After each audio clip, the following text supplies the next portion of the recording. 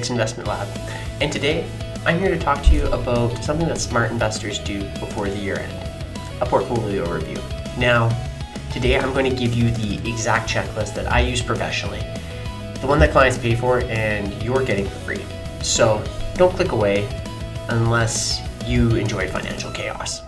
Look, the market doesn't care that it's December, but we do. Year end is the perfect checkpoint because you have a full year of performance data. And tax deadlines are looming, your future goals might have changed. It's for many reasons a good time to check in. And let's be honest, ignoring your portfolio is a lot like hearing that weird noise in your car. It won't go away, it will only get more expensive.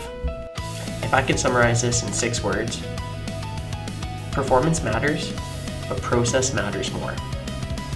So step number 1, look at your asset allocation and then compare it to the allocation that you think you have. Most people, if they're in a balanced portfolio, let's say, believe that they're probably 70% stocks, 30% bonds.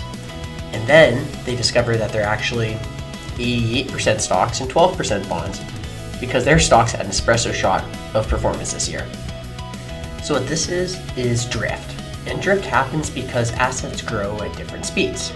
If stocks continue to grow, then their value is going to be higher than what it originally was. If bonds have a tough year, their value would have fallen. And here's the thing, small misalignments compound over the years. And yes, that's one of those key phrases I promised you. Now here's a pro tip for you.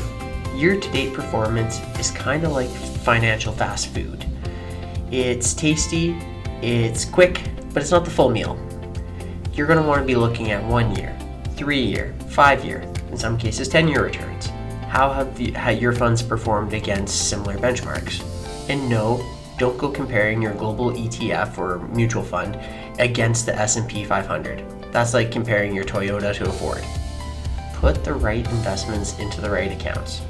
So for your tax inefficient products, such as bonds, REITs, covered call ETFs, these are going to be better off in places like your registered accounts, whether that be tax-free savings or RRSPs. Now, your more tax-efficient things, such as broad market ETFs and more equity and growth-oriented things, might be better off in your taxable accounts. Think of it like putting the noisy relatives at the kids' table. It's just better for everybody. Next, how much did you actually contribute this year? And no, not your intention, not your I would have but life got in the way amounts. How much did you actually put into your investments? Check the numbers. Then, if your contributions fell short, good news. December is a great month to catch up. If everything's up to date, also good news. You win the invisible prize. Here's the spicy part. Behavior review. Ask yourself, did I stick to my plan? Did I panic sell? Did I buy something out of FOMO? Did you change your allocation based off of vibes, astrology, TikTok? Alright, action time before December 31st. Number 1, rebalance if drift is significant. If it's minor, we can probably get away with it for a little bit longer. Number 2, harvest any losses if applicable and relevant to your tax situation. Tax loss selling can't be done until the end of the year. Top up contributions where possible. If you hadn't maximized those TFSA contributions that you've been meaning to do, now's a great time to do that. And lastly, reconfirm your goals for next year. This is a great time for self-reflection and to chat with your advisor. Now here's your entire review on one page.